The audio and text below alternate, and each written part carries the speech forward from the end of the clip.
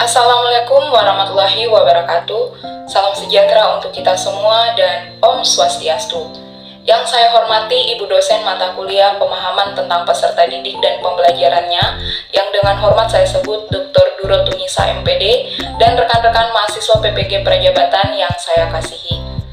Orang bijak mengatakan bahwa pendidikan bukan hanya tentang ke sekolah dan ke kampus lalu mendapatkan ijazah, tetapi tentang memperluas wawasan serta menyerap ilmu kehidupan.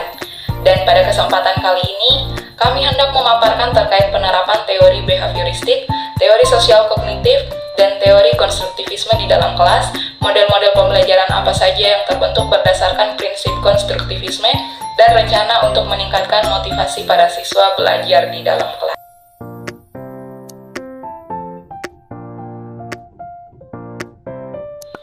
Penerapan teori behavioristik di kelas yaitu mengutamakan pembentukan perilaku siswa dengan memberikan umpan balik pada hasil kerja siswa yang bisa berupa pujian, persetujuan, pemahaman, atau motivasi. Misalnya, guru harus menyusun materi ajar secara lengkap dimulai dari materi sederhana sampai kompleks.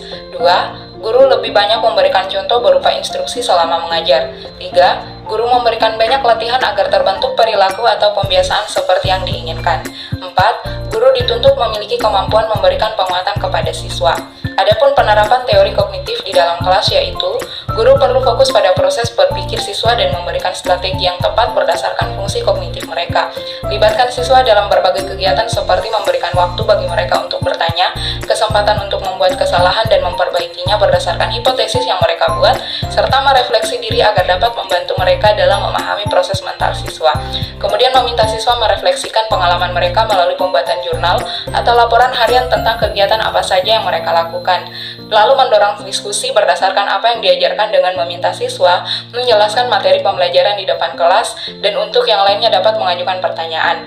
Kemudian membantu siswa menemukan solusi baru untuk suatu masalah dan cara berpikir kritis, meminta siswa untuk memberikan penjelasan tentang ide atau pendapat mereka yang mereka miliki dan membantu mereka untuk bereksplorasi terkait ide-ide mereka. Yang selanjutnya meningkatkan pemahaman dan ingatan siswa melalui metode yang inovatif dalam menyampaikan materi. Adapun teori belajar konstruktivisme merupakan teori belajar yang memberikan kebebasan kepada peserta didik untuk lebih aktif belajar menemukan sendiri kompetensi dan juga pengetahuannya untuk mengembangkan kemampuan yang telah ada dalam dirinya dan kemudian diubah atau dimodifikasi oleh pendidik yang memfasilitasi dengan cara merancang berbagai macam tugas, pertanyaan, ataupun tindakan lain yang memancing rasa penasaran peserta didik untuk menyelesaikannya. Ciri pembelajaran secara konstruktivisme yaitu memberi peluang kepada peserta didik untuk membina pengetahuan baru, mengembangkan ide yang dimiliki oleh peserta didik, menyokong pembelajaran secara kooperatif, membentuk sikap dan pembawaan peserta didik, dan mengembangkan serta menerima usaha peserta didik. Selanjutnya menganggap pembelajaran sebagai suatu proses yang sama penting dengan hasil pembelajaran. Contoh penerapan di dalam kelas yaitu mendorong siswa berpikir tingkat tinggi atau higher order thinking, dan guru mengajukan pertanyaan terbuka dan memberikan kesempatan beberapa waktu kepada siswa untuk merespon. Yaitu yang pertama, model pembelajaran tipe Jigsaw. Model pembelajaran Jigsaw merupakan model pembelajaran yang membagi siswa ke dalam kelompok, kemudian secara sistematis akan memecah anggota kelompok tersebut untuk berdiskusi dengan anggota kelompok lain dalam suatu bagian materi. Setelah selesai berdiskusi, anggota kelompok ahli akan kembali ke kelompok asal untuk menyampaikan hasil diskusinya dengan kelompok ahli yang tadi. Langkah-langkah model pembelajaran Jigsaw yaitu langkah pertama, perkenalan strategi dan topik yang akan dipelajari.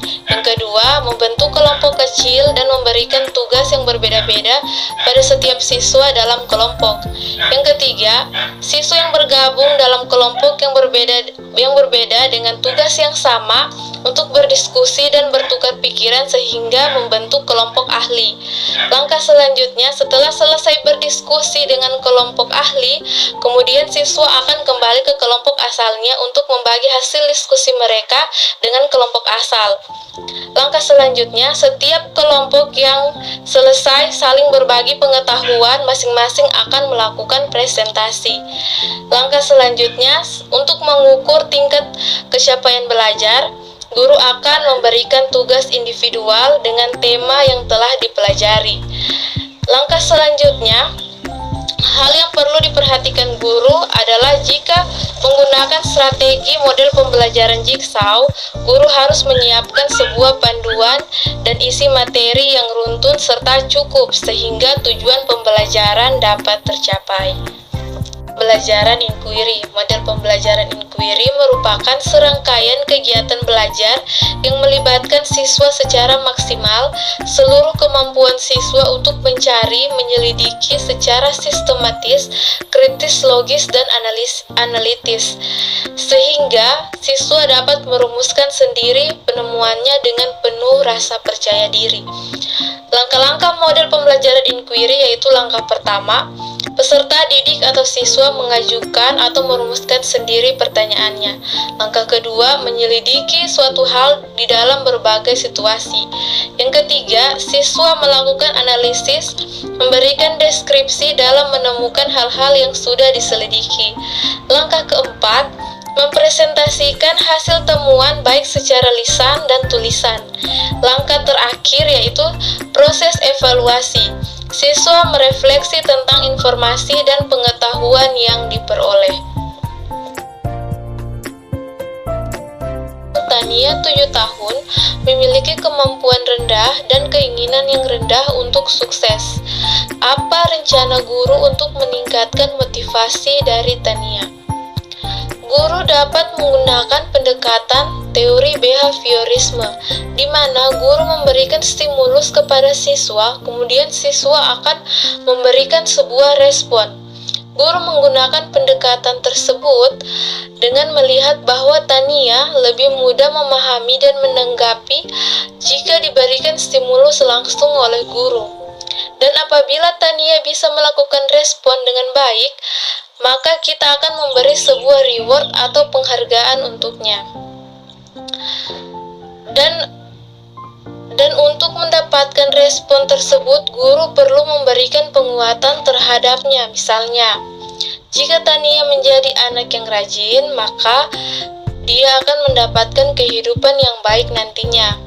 Setelah itu membuat tindak lanjut untuk meningkatkan keinginan sukses Tania.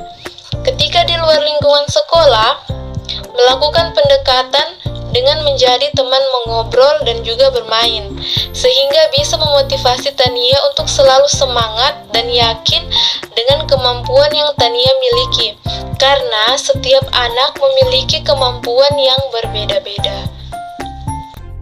Kasus yang kedua yaitu Samuel yang berumur 10 tahun yang bekerja keras untuk menjaga harga dirinya pada tingkat tinggi, tetapi memiliki rasa takut akan gagal yang kuat.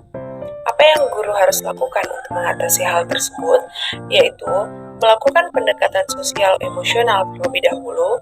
Kita tanyakan apa penyebab ia memiliki rasa takut akan gagal yang kuat, dapat juga memberikan pemahaman serta motivasi bahwa tiada kata gagal dalam belajar. Semua hasil yang kita terima adalah sebuah bentuk pembelajaran. Bisa juga menggunakan pendekatan teori belajar sosial kognitif kepada Samuel dengan memberikan salah satu contoh, yaitu Kolonel Sanders, sang pendiri KFC. Sebelum berjualan ayam goreng, Sanders pernah menjadi pemadam kebakaran, tukang tambal ban, sales asuransi, dan juga koki. Sebelum membuka usaha dan bisnis KFC, hingga bisa tersebar hampir di seluruh dunia.